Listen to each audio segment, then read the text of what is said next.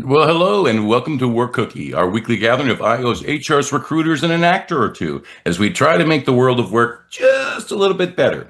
And today, Linda Ann, we're going to continue talking about cultural resistance into resilience. So we've been talking about change and adapting and how the culture is important.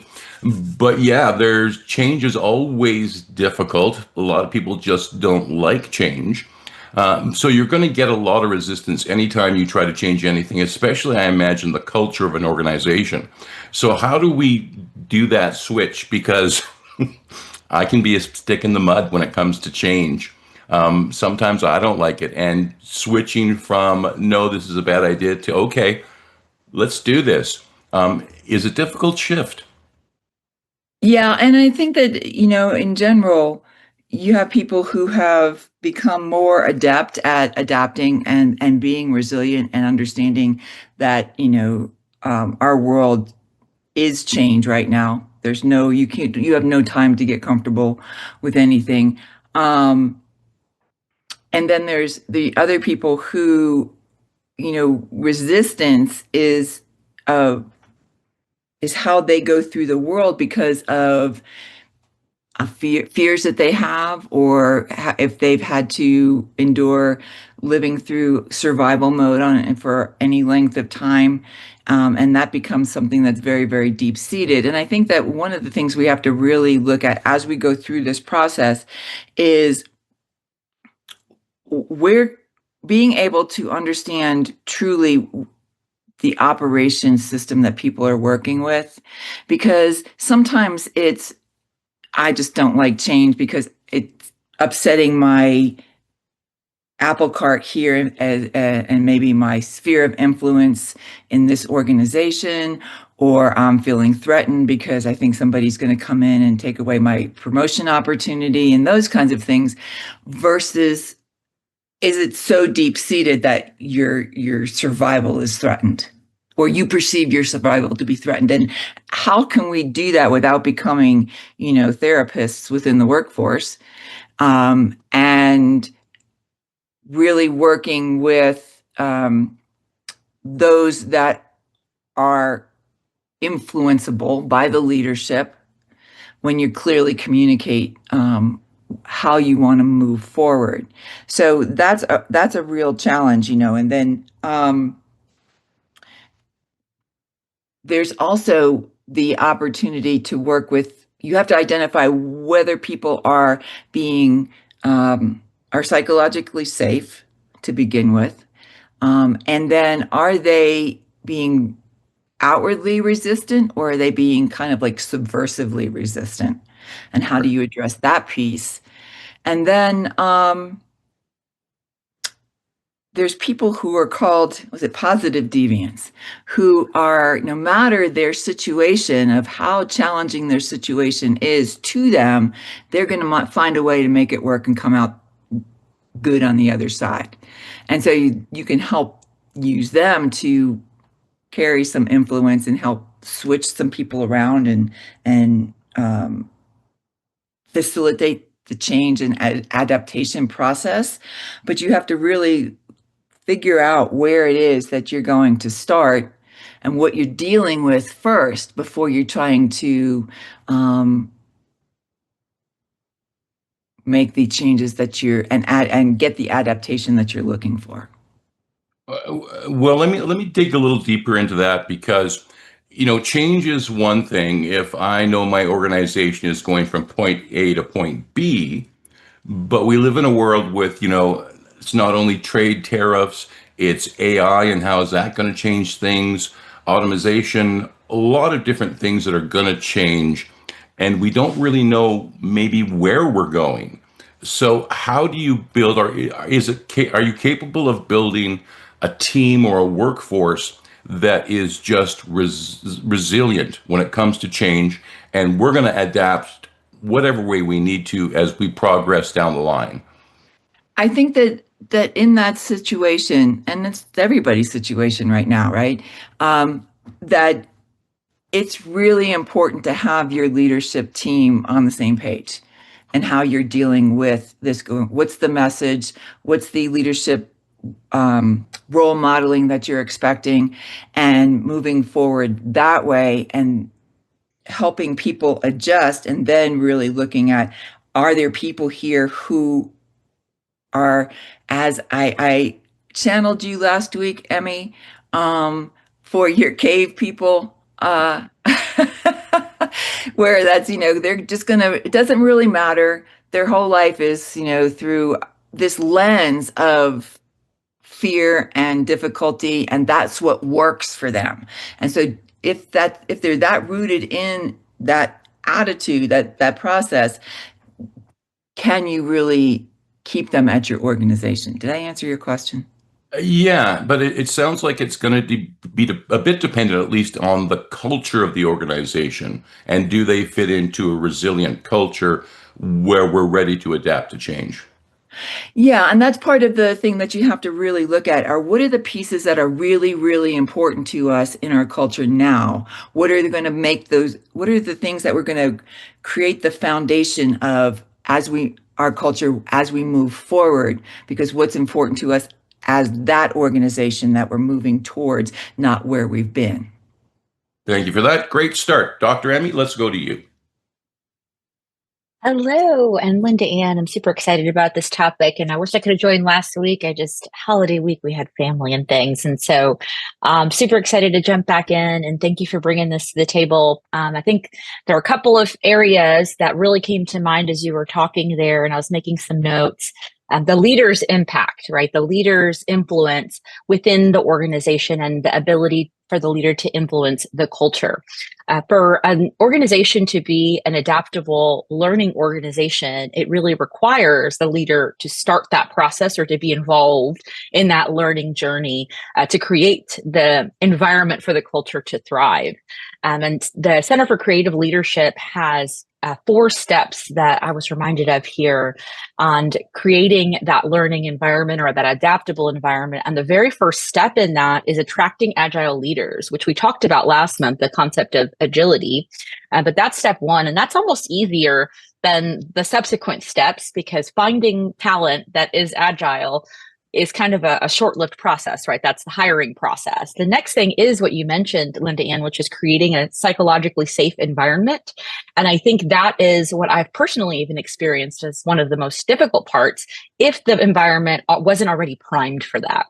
And that is what I think about Brene Brown talking about the trust marbles, right? These are things that are built one tiny marble at a time. And so that is much more extensive process. And in 2025, we're not trained to do things for the long term, right? We are trained to do things quickly, and we want it now. And how can we be faster in this? And so that, to me, is one of the more difficult steps, is creating the environment that is psychologically safe.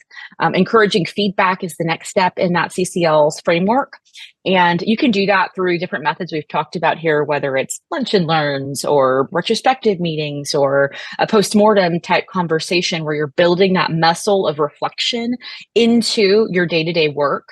And it doesn't have to be every day, right? But that's something that you regularly revisit, is this reflection capability of the team. And then the last thing is prioritize learning, which is where that learning organization thing for me has always been a big, big part of how I lead teams. One of the other things that was mentioned there is values, right? Are you living in these espoused values that create an environment in your organization? So when are they even present? Is that part of your value system? Are you sharing that on your website where you say, hey, these are our values? But then are you creating the environment where you can actually live out those particular values? And personally, I've found one of the things that is a lot of challenge is having an environment that is collaborative or cooperative versus competitive. So I think that's something that I kind of heard you alluding to there a little bit as well. Are we creating competition in our team, or are we creating an environment of collaboration? The competition is where you're going to see people stepping over, and the collaborative is where you're going to see people rising by lifting others, or by lifting the team or the group and the mission of the group. And I see that to be a big challenge sometimes in certain environments, especially if that's kind of the longevity of the team has had that competitive nature within it where people are vying for the one role and there's that scarcity mindset there. And that's where I also see the cave people come out with their clubs, is in an environment where it's really like that. And the last thing I want to just mention there is this concept of learning as a malleability that you need in your team.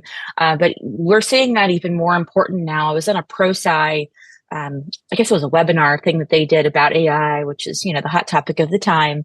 But really what they talked about in there was it isn't really the technical skills that you need, it is the learning skills that you need. Because one of the examples they used that I really loved was the short-lived hot topic of prompt engineering. Well, now AI can do the prompt for you. All you have to do is ask for it, right? And so although it was, you know, the super awesome topic for about a month, now they've created AI in a place where it's like, oh, great, now you can get your prompt from AI as well. So it's less about learning of the concept or the thing you have to do, but learning how to learn and identify the problem and the solution and learn and adapt with that, right? So the competency of change versus the competency of learning prompt engineering in that specific case. Let me ask you about being collaborative as versus being competitive, because if I was a chief financial officer, I would hear competitive and I'd go, oh yeah, that works. I'm going to make lots of money. But you know, having played hockey growing up, that team that I played on had to be collaborative so we could be competitive against the other team.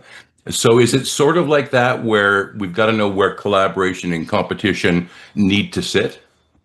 Yes, absolutely. And I love that example. I think being collaborative with the team is really the focus point there, right? And then we need to have market competition, or we need to have competition in our product so that it survives, right? But having that shared mission of the team, which sports are fantastic in teaching people how to work on a team. And I really love that. And that's one of the fun things that I try to do with the team is create an environment where we're doing things as a team that actually relate zero to the actual work that we're doing, which might be, hey, let's build a structure with the supplies I provide you that you have to drop this egg and it doesn't crack. I know that sounds silly, but it's a thing that we've done. So, and teams will compete against each other, but they will work collaboratively within the team to build using cotton and straws and whatever other random materials I provide for them to drop this egg from a certain height so that it doesn't crack. And more often than not, the egg does crack, but what they're learning in that exercise is really how to work together and come up with ideas and listen to each other and work in tandem to beat the other teams so that their egg doesn't crack and the other teams does. So I love that example of the sports. I think that's a really awesome thing. And I love to see when coaches come out and start doing leadership training in the world, because they really have the sense of getting people together for that common mission. I think the CBOC egg drop competition may be on. Thank you very much for that. Lee, let's go to you. Oh man, the egg drop. I started my college career in engineering, and that was one of the first things we had to do with an egg drop competition. So anyway, we have to start by recognizing that the world of work has changed. The Industrial Revolution, all that kind of stuff. You had people that did the same job for 40, 50 years and retired from the same organization, and it was done the same way. We don't do that anymore. And most of the companies that did that and did not change aren't with us anymore. And so in today's, economy and world, even in manufacturing where, you're making the same widgets, but you don't make them the same way. You use different tools. Maybe you got a robot now. Maybe you got a better material, different mold. I don't know, something. But you have two basic things you can have. You can have chaos, or you can have evolution. You're going to change or you're going to go away. And that's just, there's some natural selection going on in the marketplace. And I've been in those organizations where we our joke was that, kind of a joke, was that the only constant was change. What crazy is going to happen today? And, and then I've been in those others where the only thing that changes is the date. And you have to you have to be able to deal with that. And in the bygone days where you came in, you punched a clock, and you made wickets all day, and you punched a clock, and you went home. Did it really matter what was going on in C-suite? Yeah. Would you recognize the CEO on the street? Maybe not. Does it matter? Today, you can't do mushroom management. You have got to communicate. You have got to be collaborative. You have got to bring in the people. Does that mean that the CEO needs to go to the assembly line and go, Bob, what do you think we ought to do? Not necessarily. Wouldn't hurt, but they need they need to pay attention to the employee input. They need to, foster an environment where people feel the psychological safety to speak up. Hey boss, I know of a better way that we can do this. And we have to foster an environment where the middle don't feel threatened by that. Because that's a thing that's gone on for a long time. Oh, Emmy brought me a new idea. Well, we can't even entertain that because she's going to outshine me, and then I could get fired and Emmy get my job. That's not the way that this works anymore. You really have to understand that when your team looks good, you look good. And, my team does stuff that, I just boggles my mind when they do things. And I go, I have no idea what you just said to me. But they make me look good because my team looks good. And just because, I'm on the poop deck manning the wheel and off we go. But I communicate with them. I know what's going on with them. They know what's going on with me. As long as the people at the upper levels are communicating that down, the change is much, much easier to deal with. And, and sometimes it's a good idea to kind of shake things up, to talk to your people. Is your current role a fit for you still? Is there something better? Maybe Judy and Bob need to swap into different, in each other's roles because maybe they've outgrown and it's time to do something different. Or maybe the role changed and you're not suited to that anymore for whatever reason, which isn't a bad thing. Things change, but you have to evaluate those things. I've had the experience where we were bringing in a new system and we had a salesman who quit. He retired, was not going to use it, absolutely refused, would not learn to use the new system, and he retired. And maybe it would be time to be, if that's what you've got. But you've got to know what those people are. I can't remember Emmy's acronym that she likes. The people who are always, against everything, are they really, or are they just devil's advocate? Because if they're really against everything, then maybe you don't need them. Devil's advocate, yeah, challenge me, ask me, let's do it. Cave people, that's it. Thank you. But a lot of it comes down to the actual, yes, Emmy was absolutely right on with the training and all that kind of stuff, but the communication is huge because people who feel empowered and safe to communicate will handle the change better. And you also have to realize that we often discount with change is that even positive change involves loss. And loss must be grieved. So you need to understand that and give some grace, because I may have been doing this thing that I loved and that thing is not available anymore. I've got this other great thing to do, but I really love the old thing. But I've got this great new thing. Why do I feel, weird? Because I've got this great new thing. Well, it's because you have to go through that process. Do you have to go to counseling and, buy stock in tissues and all? No, but you do have to understand that there is an adjustment there and it's not going to be automatic. And you have to give your people grace for that, because, what's wrong with Tom? He doesn't seem like he's really on board. He's not a team player. No, Tom's just dealing with the fact that he's been doing the same thing for a while and you changed his job today and he needs to adjust. And some people will take longer than others, and maybe that's a time to put out the employee assistance line, because maybe somebody does need somebody neutral to talk to about it because it is different. We see there's a bunch of books coming on the market now about creating that speak up culture. I've looked at a few of them, and I don't know how much you know about Boeing, but one of the books really talked a lot about Boeing and the issues they've had there. and how their culture is not a speak up culture.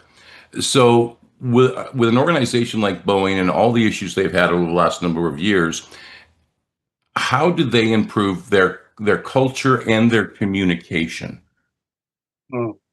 Yeah, I'm not familiar with that, but given the problems, I'm not surprised because if you don't have a speak up culture and you know there's a problem, yeah, but you don't feel safe saying it because they don't like hearing about problems. That is extremely difficult. Yeah, I remember early in my career, I worked for a coffee company, and I went on a tour of the facility where they roasted all the beans and all this. Fascinating. Had no idea so much went into it, but I noticed all over the building there were these big red buttons, and that big red button was if you being anyone, noticed a problem, you could hit that button and shut it all down. Everyone was empowered to do that because safety is everybody's job. Oh, something's out of alignment. Oh, something's smoking. Oh, something making a weird noise. Beep. Hit the button because if I stop it, it may be nothing. I may just be paranoid, but it's better than me ignoring it and turning out that I've just wasted, broken $1 million machine because I was afraid to say something. So, that is very, very crucial. And something like Boeing, I mean, oh my God, say something. You know, things blowing off of planes is bad. I mean, a bad cup of coffee, that's tragic, but it's not deadly, you know. So yeah, let's speak up, people. Well, I know I've been sitting in my office and all of a sudden it felt like the doors went flying off. But, that's a culture issue once again. Thank you very much for that, Lee. Nick, let's go to you. Yeah, it's a wildly interesting topic because I think there's so many things because we talk about cultural change, and I think there's kind of a built-in assumption that we want to change, we want to improve. But there are so many factors, as you mentioned, on the market, AI, tariffs, where change is being dictated to organizations. And so it's not a conscious choice in all cases.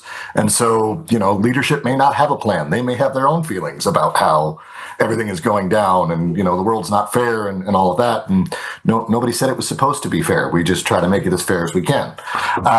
And so I think that when we get to a point where we're talking about resistance, I kind of go to the physiological example. How do you get stronger? You lift heavier weights. So the bigger the change, the stronger the organization can become. And so you have to take that challenge and then try and reframe it into the opportunity for growth. And yes, it is going to be the hard thing that we have to do for now. And again, that comes to, that idea that leadership knows where they want to go and how to get there, and that, it can be done. And so I think that, we talk about the cave people who are virtually against everything. Well, they're comfortable in their little happy spot and they don't want to move. And that's not necessarily a bad thing, because if you completely forget who you've been, well, then maybe you're not the same company moving forward. And maybe that, loses the identity, loses the purpose, loses the central goal of why you're in business in the first place. And so I just think that, the resilient culture is the one that can take these challenges and get through them, because people are wired to be like, well, I want the status quo. I want stability. And stability, I don't think is a thing of the past, but it certainly isn't the order of the day as far as business and political climates go. So it's one of those things where the only constant is change, as Lee said. And I think how you address that, what routines you have, what ways are you going to turn that into organizational weight training as opposed to just improper reactivity. There you go. Thank you very much for that, Linda Ann. Over to you. Wow, there were a couple great points. And one of the things, when Emmy was talking about the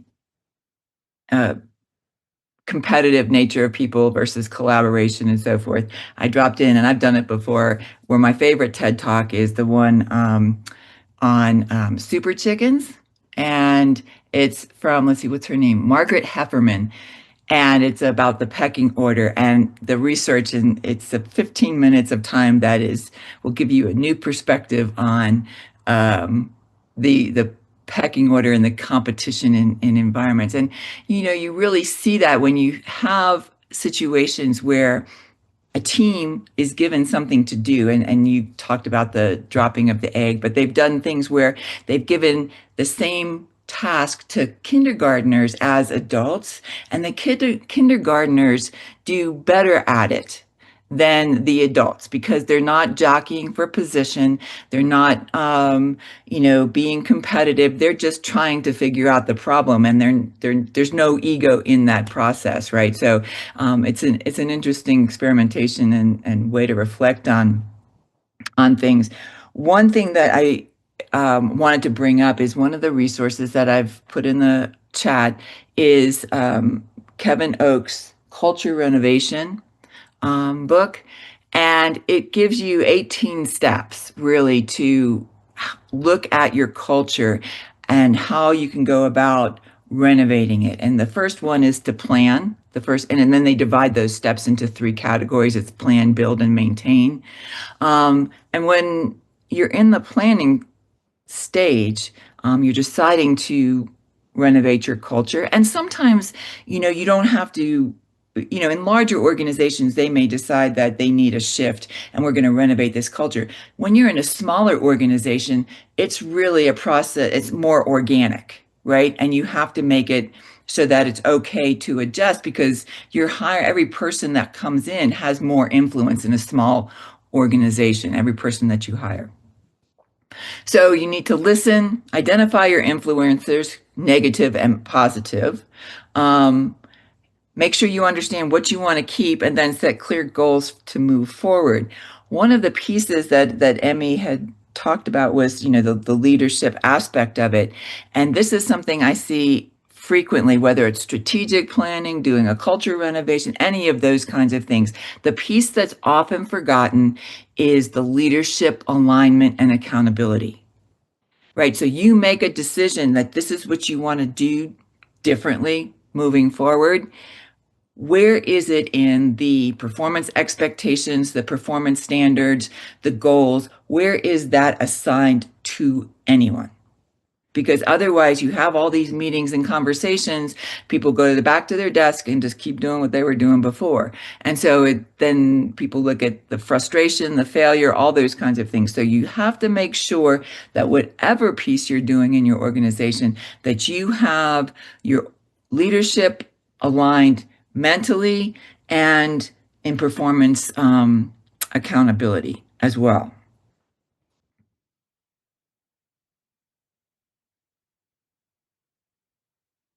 I want to go back to kindergarten in many ways. But that old saying, everything I needed to learn in life, I learned in kindergarten.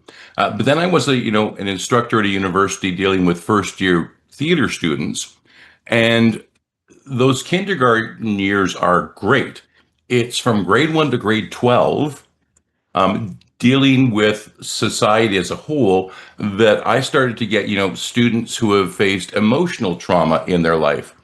Sometimes not that severe, sometimes quite severe. I worked collaboratively with other psychologists all the time.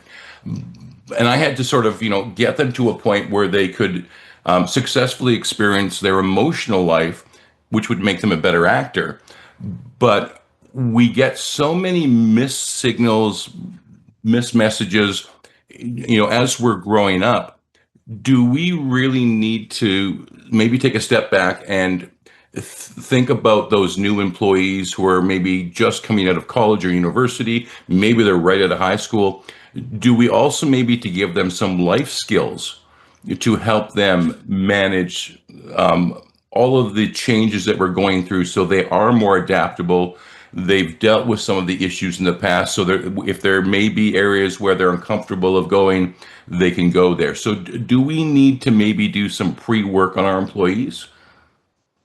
I think, well, one of the things that I really like as I was doing work to prepare for these podcasts is I read the Netflix culture deck, and one of the things that they said about hiring was they hire fully formed humans. And I'm like, well, that's great work if you can find it. Where do those people come from? I mean, how do you determine that in the interview process? I mean, I love the goal, and that would make everyone's life much easier. But so I think that you have to really look at how are you doing your hiring process to determine that, and really, how fully formed are they really? Because some people come very, very damaged, and don't, but that won't matter what you do in your organization to help them learn some coping skills or so forth. Um, uh, Other people, they just can't operate any other way. Ouch. But thank you for that. Jason, let's go to you. Yeah, appreciate it. So one thing that I've kind of realized when we're dealing with resistance to cultural change within the interview room, that is, of course, that's where my specialty is the inclusive environment. The policies that are coming out do not contain language that all people, all employees truly understand, especially in the larger companies when you're going to different locations and communicating that way. I mean, you have such a separation between corporate America or a corporate company and the local facilities or divisions, regions, whatever, that it's communicated differently by the time it gets to the actual employee. And there's a lot of deviant employees that I've interviewed over the years. When I'm asking them, as an advocate, can you please tell me, your side of the story? And the first thing they tell us is, we can't do this. Do you have any idea what you're doing to us down here? It's like, well, no, I don't actually. Please tell me about it. And then you come to find out that, well, this policy is killing me. My employees can't do this. My employees can't do that. So they automatically convert back to what culture they originally had that was working because it's safe. So I think that's just a huge part that I've kind of noticed to put out there. Thanks. Well, let me ask you, Jason, because it does come sometimes down to those corporate expectations. And we have seen examples of large organizations who just don't seem to care because there's always another frontline employee waiting to step up. So what's the messaging we need to get to those organizations about that's going to make them change that attitude? Because you're right, there's lots of organizations where, especially those frontline workers, they're seen as disposable. Yes. And we do have a lot of good movement on the EPLP side, or loss prevention asset protection side, with our interviewing strategies and stuff, instead of, being a lot more of that aggressive, you did it, we're firing you, get out of here, just admit to it kind of process, to being an advocate, rapport building, and getting the all the facts, right? But Right. I think the important part here is sharing those facts of what we're actually finding, sharing the whole entire story, and letting the executives or leadership of all levels say that, hey, these are the trends that we're seeing. These are the themes that we're pulling from using qualitative, evidence-based practices, but qualitative data is pointing towards this is why this deviant type of behavior is repeating itself, et cetera, et cetera. And I think over time, that's the only way that we can kind of demonstrate where the change needs to occur and possibly collaborate over how to effectively do that change as a team and go that way. So What happens when you're successful and that change occurs? What is the cultural or attitude shift of those employees? unfortunately, that's a tough one. I've had a lot of managers kind of step back and they're like, I never thought of it that way. Yeah. And then they try to make change, but again, it has to be a consistent kind of approach, because as soon as you stop that consistency and follow up and everything, then it goes right back to normal. But for the first couple of weeks, they do try, Right. especially when you go to communicating the policies, right? So Right. do you really truly understand what this is saying and why you can't do that? Well, not really. I mean, they told me to read it. I looked over it, but I don't have time to read this, and that Yeah. kind of stuff. So There you go. Thank you very much for that, Yes, Dr. sir. Emmy. Let's go back to you. Thanks. I was thinking about the concept of cultural changes in general, since that's our primary topic here, right? And one of the things that came to mind was cultural change takes time. And I love the call out of the culture of innovation. That's actually one of the 7 elements of the leadership model that I designed last year. And it is a process. It's not instantaneous. And mentality shifts can be miraculous and quick. We've probably all experienced something that was so either devastating or exciting and wonderful that it did kind of shift our mentality. But that's actually the less common change that we make. We do, as Nick was talking about earlier, have to kind of work out muscles within ourselves to make change. And we see that incrementally, iteratively, and over time. And I think that's one of the things that I was thinking about with our younger generation that's incoming. And I love the Netflix call out there, because I think that's one of the things that I've continued to see in research and hear about in different companies, webinars, and all their things, is this shift from our younger generation to having that less critical thinking muscle, the muscle that's problem solving is not quite as strong when they're entering the workforce. And there's a book that I'm reading that's a personal book called Parenting Your Adult Children. I'm having a wonderful time navigating that one. And it says, keep your welcome mat out and your mouth shut.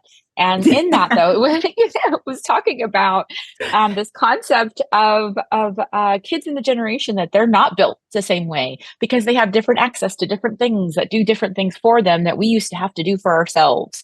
And as disheartening as it is, I was hoping for like a magic bullet in this book. It really was, teaching me to learn that their culture and where they're growing up and the access to things they have is so dramatically different than when I was growing up. And certainly when our oldest generation in the workforce, you've got people that are never going to retire, and, they've got their work experience of 50 years. And so these generational differences do make an impact on things like critical thinking and problem solving.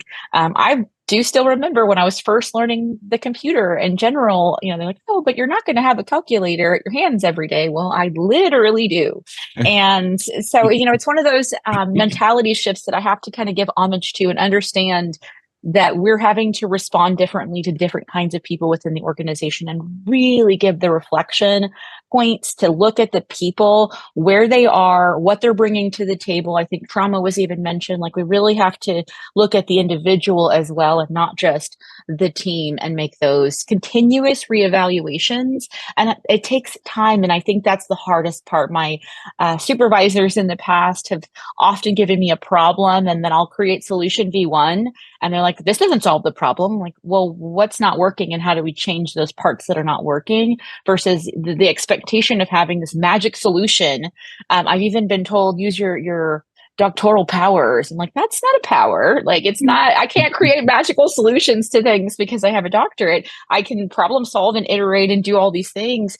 But even those sort of mentalities of, oh, you've got the skill set, so you must be able to produce the perfect solution in V1. Well, that's just not how it works. It does take time, regardless of what the problem or the solution really is. But I wanted to touch on just one more thing, which is really the concept I think that Lee mentioned, which is about the changing roles and outgrowing roles. The other thing that we are seeing is changes via technology.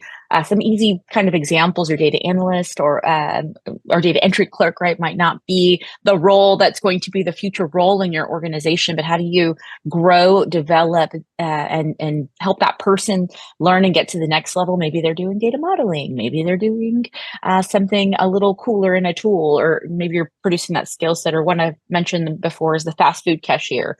Okay, sure, we can go in now and touch the boxes ourselves on the screens, but these are people that have some level of computer literacy. They were touching those buttons themselves. Maybe they graduate to becoming a technician of some sort. But we really have to be creative in our job remolding for that next generation where technology is impacting things. Or, as Lee alluded to, maybe swapping people so that they learn a different skill set and they're growing in some way. That's often a question on your EXI surveys places. Are you learning? Do you see your future at this career happening here at this company? What are we doing or not doing to help facilitate that. And I really love when organizations do that. You see it permeating throughout the culture. People want to stay. That's where you have your really long tenured employees because they've gotten to do 4 or 5 different jobs while they're at this company, and they've gotten to continually learn and change, right? And the speak up culture piece is hard. I think as a leader, especially, you have to be willing to deal with the consequences of what that means. And that could mean someone tells you that they don't like something you're doing. And that's a hard thing. The first time I ever sent out a 360 feedback request, I literally didn't even mean it. I just knew I should start training myself on getting feedback. And when I received those back, it took me probably a week to open those emails. I'm not kidding. And I like to think of myself as someone who's ready to take feedback, but it took me a week because I was really early in my leadership career and I wanted to get feedback. But giving myself that moment of, okay, I'm going to read something that is not going to be fantastic in here somewhere about myself, and I'm going to have to be willing to respond positively to it. So I gave myself probably about 6 or 7 days before I opened and then started looking at what I could do. And some of it wasn't wonderful and fabulous and rainbows, and I had to be ready and willing to respond. So leaders need to then understand that if they're opening the door for this, they're going to get things back that are not going to always feel like sunshine and roses. There's going to be some storms in there that they're going to have to face, but that's that muscle building that we've talked about a little bit. Let me ask you a question about collaboration and creativity. And the reason this is coming to my mind is about 15, 20 years ago, the medical profession was looking to recruit artists to become doctors because the number one complaint about doctors was bedside manner, no empathy. So they went artists. Artists have very good emotional intelligence, so they were trying to recruit them. Do IO psychologists or people who are occupational consultants, do they ever collaborate with artists to see what synergy they might be able to build? So I have not personally. I love the idea. I'll have to go take a peek at some of the research that's out there and what some people are doing creatively. But I do know there's a CEO of a company called I can't remember the name. It's around creativity. I'll find the name and I'll send it your way. But his name is Theo Edwards, and he consistently talks about building the creativity muscle. And when he does presentations, he did one last year for the ILA Future Forward Conference, and it was very, very tapping into the artistic element and the creativity and how to really draw that out in people. And I think bringing that sort of mindset and that mentality and that skill set to the table, regardless of what problem you're trying to solve, you probably will have someone that's got some artistic beans in them or seeds that are growing of some sort. I think that's a really great thing to tap into. And there's a lot of conversation out there about this concept of creativity. It's sometimes a misnomer about what that means, but really being able to reinvent, innovate can be creating a new idea, reinventing an old one, revising something, right? Having that mentality that takes you out of the box. I think absolutely the artist community can help us with that for sure. So hire yourself an IO psychologist who has some artists working for them, and success is guaranteed. There you go. Thank you for that, Linda Ann. Let's go to you. I want to touch base on a couple of points from different people. One with some of the points that Jason was making, and helping communicate where you want to go or what you want to do. And I think it's critical to always communicate the why, always, always, always, right? And let people know that, and I say it all the time, I don't do anything in a vacuum. Nothing is arbitrary. If you want to know, ask, but there's always a reason. I don't do anything without a reason. So if you want to know, ask, and make sure that you can answer those questions.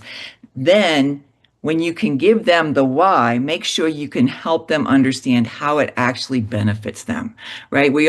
All of us work on the WIFM policy, what's in it for me? And it's important, if you're going to help anybody adapt to the change, they have to understand why and how it benefits them. So there's that piece. But even when it makes sense to someone and you get them to say, oh, that makes sense, it's not sticky yet, right? You have to constantly reinforce it. Like even when I do uh, updates, whether we do presentations on strategy or mid-year updates or any of those kinds of things, the values, the vision, all of those things are repeated every single time on every document so that it's never too far from you understanding how this is all aligned with that. Um, I think with regard to what Emmy was saying um, about leadership and preparing for change and teaching people to prepare for change, the leaders have to be ready and thinking ahead. And one of the ways that I constantly do that now is helping people think about what's it going to be like when alpha is in our workforce, right? Because they're the people that have not had as much problem solving practice because all of their time as a child was scheduled for them. There wasn't that free time to think and, build the fort and why is it falling down every time and whatever that is. Instead, they were going to this and this and this, and they were told exactly what to do. And so what we need to do as leaders is not see that as a flaw, right? That's a part of our open mindset, is not to see that as a flaw. It is just something that we need to make an adaptation to as we bring them on board and teach them how to do that as adults because they didn't learn it as children. It's not their fault. They're not flawed for that. That's how they were raised. So we have to think about it in that, and that it's always an iterative process. Even the communication is iterative. And to the final point that you brought up, Tom, was, creativity and how does it influence in the workforce? Creativity is very closely tied to problem solving. So if we want some good problem solving, we need some people who have the ability to think beyond where we are now. And trust me, there's a lot of unemployed artists out there who Nick, let's go to you. Yeah, I think that, there's, again, kind of general assumptions that are always there. Linda did a great job of pointing out, well, if we assume that, the next generation is lazy, well, that's not fair. And let's not forget who raised them in that discussion a little bit as well. And so I think that those assumptions that we make, that the change is internal, that, the problem is solvable or unsolvable. I think that there's a lot that we do to make that happen. And I mean, even thinking that, I lost my train of thought there. We'll go to the next one. But the idea that, you've got to have a direction that the ship is going. And we talk about leadership and we talk about kind of that trickle down. Does the message get from the top to the bottom? And is the top listening to the bottom? Is it a two-way street? Is it a one-way street? And one of the great things about, teams, organizations, whatever, sometimes you just bump into the solution. We're very evidence-based here, but there's everybody out there doing their trial and error, and somebody may have found something that works and they don't know why, it just does, so I'm going to run with it. And that can create some of those, resistance to it because they have that emotional connection of, well, I found this, I figured it out, I have that bias of I created this, and so I want to stick with it. And so I think that, when you start to take the complexities of, something as simple as human emotion into some of these, changes, there's going to be that much more exponential variables. And in this room, we're all fairly attuned to what does the research say? What does this say? But, in practicality, there's a lot of people with MBAs who've like, well, I figured this out and it works, so I'm going with it. I made the bottom line work and I seem to make people happy and I don't care, it works and we're moving forward. So I think that idea that, solutions can present themselves in a variety of ways. And I think more creative problem solvers on particular tasks is a great idea. More blending of, you've got the computer scientist turned manager, and how did they find that? Lee's idea of let's just switch roles. Like you've been doing X for how long, and we'll take X and we'll get you to Y and see what that influence has. We don't know necessarily what we don't know, and when you start linking those ideas in different ways, all of a sudden there's that aha moment where it makes sense and it clicks. Are there really good ways to change the mindset of my employees? who may be going, oh my God, we have a huge problem. Can I change that mindset to what a wonderful challenge we have in front of us? Depends on the day, if they're well fed, if they've had their coffee. I mean, there's so many variables to shift a mindset, and there's so many external pressures. I think it was Lee was talking about. Well, you used to go make your 20 widgets a day, go home and be fine, and you didn't care about what's at the top. But now we have so many more flat organizations, and the things are moving quicker. And so I think that there is, how do you change a culture on a small scale, on a large scale? There's so much there. And, Tom, you could be Mr. Anxious of the sky is falling. And I'm sitting there going, it's going to be fine. The sun is going to come up tomorrow. And that's just a human dynamic of communication where, if we can get everybody kind of attuned to the same baseline, we know that, okay, Tom's going to be a little bit more paranoid about something. And Linda Ann's going to be calmer. And when they get in a room together, that's going to be a contrary opinion that once they get together and they dissect that, we can move on with the problem because that particular conflict has been resolved for the situation. Thank you very much for that. Lee, let's go to you. Yeah, that brings up a good point. The reframing is often crucial. I mean, I actually have to do it with my employees all the time because our program is chaotic sometimes, and people have days and they have thoughts about those days. And sometimes it's a matter of, did your check clear? Did you still, did your login work? Things could be worse. Let's talk through this a little bit. Let's start off on something positive. So a lot of times it is really the reframing, and it comes back to communication and being able to, knowing your employees and being able to communicate with your employees effectively.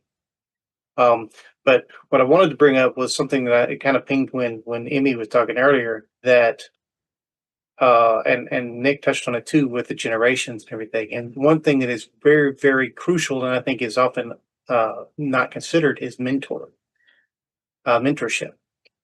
And one misconception is that you have to have, an older mentor and a younger protege. Well, that's not, that may have been a thing at one point, but that is not the way things are today. Because, I was in a meeting the other day where somebody was saying, something about technology. And if you can't figure it out, find the youngest person in the room and ask them. And it's true. I know people who can barely, work their phones, but you talk to their 5-year-old and they can do it, and so, and if you're doing a mentor relationship correctly, you will learn something as well. And you should be open to that. Because if you're like, well, I got nothing to, if Nick and I are in a mentor, protege relationship, and I'm like, well, I'm going to teach this young guy and I got nothing to learn from him. Well, you've already failed because you have different life experiences, you have different education, you have different knowledge, you have different interests. And I've talked to people that are my children's age that have some fantastic ideas that would just never even enter my, my lexicon without going, wow, wow. I want to hear more about that. And that you need to understand that you can have mentors that are younger than you, that are different than you. And in fact, you should, because you have to deal with the change too. And some of that is the changing times. Dinosaurs went extinct for a reason, right? So, but yeah, that's it. And I agree with that. I mean, if I decided to get together with a group of people to discuss a topic, if they're all, old white guys like me, we're not going to get a lot of variance of opinion there, probably. So, Possibly. Possibly. But even in that, even in old white guys, people come from different areas. You and I are both old white guys. We grew up in different places, in different countries, and we have different experiences, and we have stuff we can learn from each other. So don't discount just because someone looks like you or is in a similar generation to you that they don't have, there's not diversity there. There's not other experiences that you can learn from, because we do want to discount that. Oh, everybody looks the same, so we all got the same experience. No, we're not that homogenous. So yeah, definitely definitely don't discount that. And join me next week with Lee for the Old White Guy podcast. Manny, let's go to you. Thank you. I just wanted to talk about, someone talked about learning, and I think learning is a one way of reframing everything for employees, not to easily fall back to what is really familiar, and then just kind of like forging a new way for them to kind of like maybe persevere, or kind of like persevere the change and be kind of like resilient to whatever that is being changed within an organization. But I also kind of like wanted to talk from the layman side point of view as an employee as well. And I just wanted to say, in this time of change, like somebody says, there could be a lot of trauma going on and stuff, and we're not about to do therapy within organizations. So we need leaders who are already in positions, already knowing how basic, communication skills, like empathetic communication, and in most cases, this is kind of like impacted by most of the times in incompetent leaders that we have within organizations. And one of the ways incompetent leaders within organizations kind of like, they will always look for ways for someone to blame. That's how we find them kind of like micromanaging. They will always move the goalposts, even when within kind of like when changes are going on, and and kind of like create that competition between maybe themselves and the employees, which kind of like also creates that resistance to change for these employees. And I just wanted to say that we just need these leaders to get on the floor. Like, we need to put these leaders on the floor and see how most of these policies, all the changes, how they're really affecting these employees are creating policies for, because most of them don't even involve employees in these whole, policies, or even they don't engage with them, or even they don't involve employees within the process. So I think it's necessary to really get leaders on the floor. And it's also another way to kind of like create that whole empathetic awareness within the employees. If they kind of like see what's going on, it's overwhelming, yes, but when they are working close or side by side with their leaders and seeing what they're going through, leaders are going through that same situation as well, it kind of like would change the narrative for them to know that at least it's not just pushed towards us, because sometimes it's just the unfairness that is overclouding their mindset. Like, okay, this is what's going on, but it's unfair. They don't know what it is like from our point of view, because all we are doing is train the employees, train this, give them that.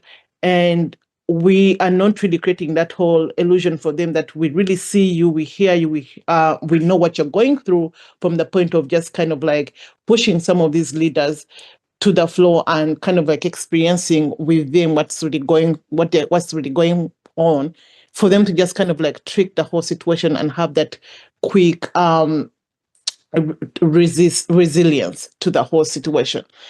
And from the employee point of view, I've had so much changes going on within our organizations, but the way some of these leaders, when they come to start communicating to us, there wasn't even a relationship created before. And most of us are not even all about the relationship, because I think by now there's some employees who are now, emotionally getting intelligent, and they know how to regulate themselves. When they're coming to work, they know this is about work.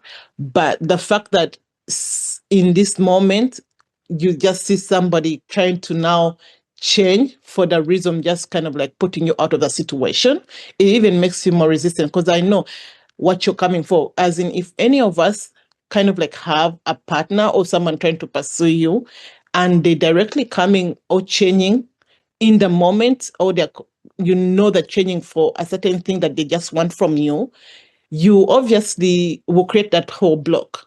And anything else they have to say, you won't kind of like be considerate of it. So I think it has to be an ongoing thing within organizations.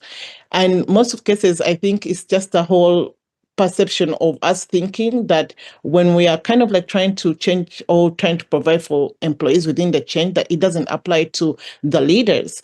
Most leaders kind of, we talk about change, but I feel like in a way, most leaders are the ones who kind of like experience resistance to change, just because they have the illusion that when you're kind of like a leader and above, and all the trainings and everything sometimes don't really apply to them as leaders.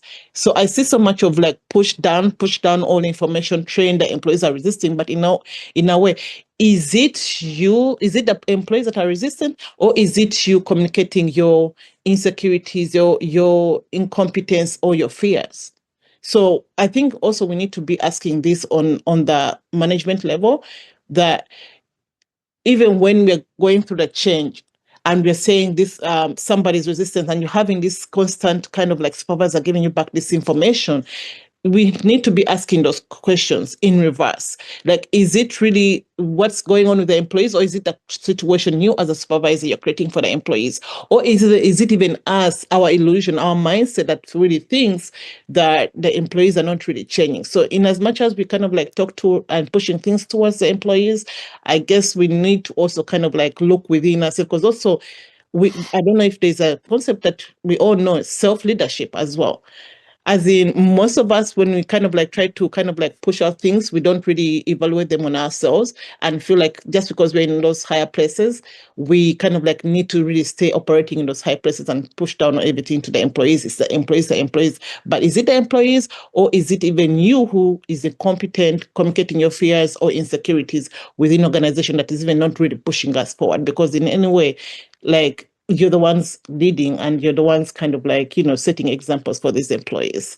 So I just kind of wanted to touch on that. It doesn't matter how much you're going to get at 360. I've always said it from day one of this podcast to now. You're going to push around the 360 surveys.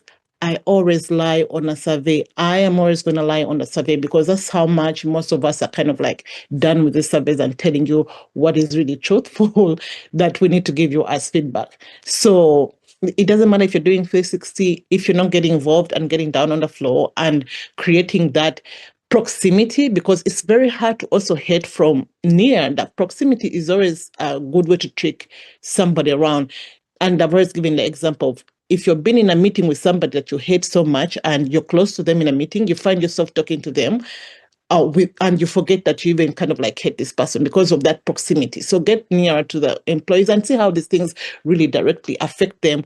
And even you get more information when you're down there on the floor. Thank you very much for that, Imani. Always really smart comments from you. And Linda Ann, I want to sort of bring that forward with, we do need change to the top. That a lot of change starts with leadership. And, Imani's right. Quite often that is where it doesn't start, because there's a block there. And I know, like, maybe even I need my perception changed a little bit, because when I think of, resistance versus resilience, resistance is easy. Resistance is easy. Resilience is hard.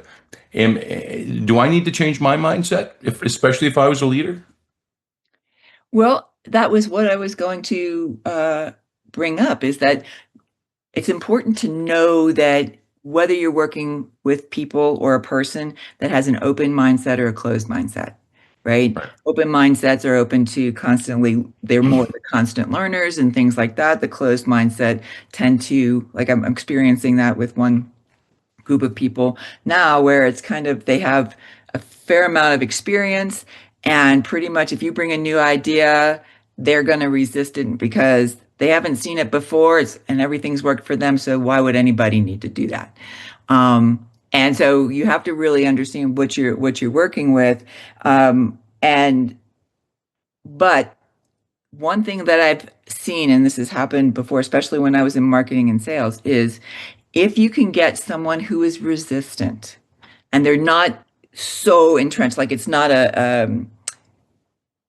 something that they need counseling for, right? They're just stuck in the mud. Right. If you can get them to understand or come around to where you are, and I've seen it with clients and so forth, even the most difficult clients, once you get them happy, they are your biggest advocate, right? And that's where you really have to create your champion army to get this to stick, right? It's not so much and we talked about having the leadership on board right from the beginning and being on the same page, but then getting the people to buy in and have it stick, that's really the challenge. And I just wanted to make one final point about what Lee's comment was with mentors, and that was, I taught seventh grade as my first career, and whenever I tell someone that I taught seventh grade, I always say I learned at least as much from them as they learned from me. There you go. Kids can teach us a lot. Thank you very much for this topic, because it's been a great conversation. I feel like now we have to organize a workshop for leaders on this. But we're going to move on next week, and we're going to look at bridging the old guard versus new guard while you scale. Can you tell us a little bit about that? Sure. And that's, when you have those early hires and you were sitting around the kitchen table running the company and everybody was on the same page and all those kinds of things, and you didn't have to do any of the stuff that you're required to do as a big boy company.